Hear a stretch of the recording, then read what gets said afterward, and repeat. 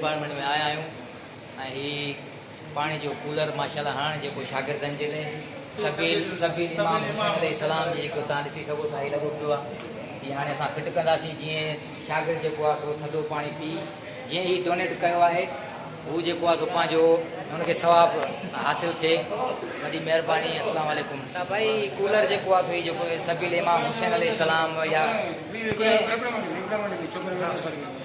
कंहिं ॾिनो आहे इहो? ये साईं आहे असांजे स्टेटिक्स डिपार्टमेंट जो साईं चेयरमैन साहब आहे मीर गुलाम हैदर तालपुर साहब। हा ऐं साईं वरितो आहे हा पंहिंजे पैसनि सां फी सबीलुल्लाह जी। ऐं उन में महिनत मां सिकंदर अली धौरे जी बि आहे। अच्छा सो अलाह साईं।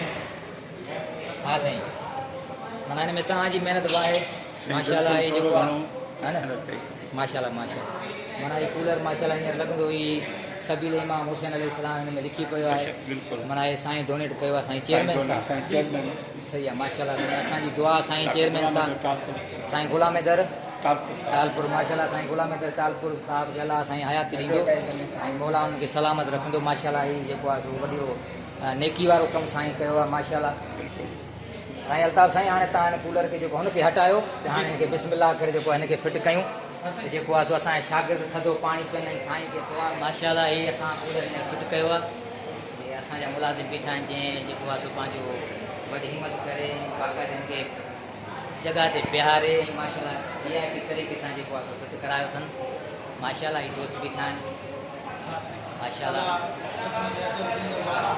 ऐं सबील इमाम हुसैन अलैहिस्सलाम जेकी साईं डोनेट कई आहे साईं जो साईं नालो छा आहे?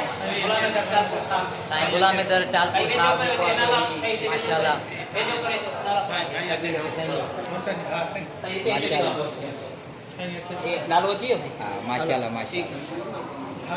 अस्सलाम वालेकुम साईं। हा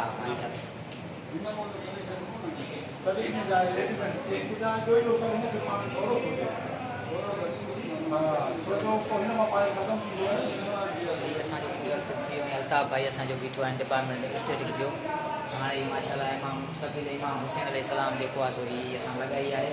हाणे अल्ताफ़ भाई हिन मां पाणी पीअण जेको आहे सवाबु हाणे हासिलु कंदो माशाल्लाह। इहो साईं पाणी त नाज़रीन तव्हांखे ॾिसनि त माशाल्लाह तव्हांखे सवाबु जीअं ही हणायो आहे जेकी बि कोशिशूं आहिनि शागिर्दनि जे लाइ उहो जेको आहे साईं खे जेको आहे सो सवाबु धारिन हासिलु थिए। इमाम जो सो दिलि सां पियूं पिया मौला सभिनी खे ख़ुशि रखंदो सभई पी दुआ कंदा। आमीन आमीन आमीन। मौला असांजी इमाम जो दुआऊं सबील कजनि आहे। तव्हां सां। ऐं जेको आहे सो हीअ असांजो दोस्त आहे बलोच खान माली हा टांकी वग़ैरह हिन धोई साफ़ करे हिन खां भराई आहे। सही अलाह हिन जे बचड़नि खे आबाद कंदो आमीन ऐं आमीन सदाईं दुआऊं कंदो आहे मौला इमाम हसन हुसैन राय खे बचा 7 ॾिना मौला कंदो असांखे बि ॾींदो। आमीन आमीन आमीन आमीन आमीन। असांजी दुआऊं साईं तव्हां सां गॾु महिरबानी वरी तव्हांखे मौला ख़ुशि कंदो। ख़ुशि हुजे वॾी महिरबानी। नाज़रीन अगरि हीअ वीडियो असांजी अव्हांखे पसंदि अचे त हिनखे लाइक कजो सब्सक्राइब कजो ऐं दोस्तनि में शेयर कजो। अस्सलाम वालेकुम। वॾी महिरबानी।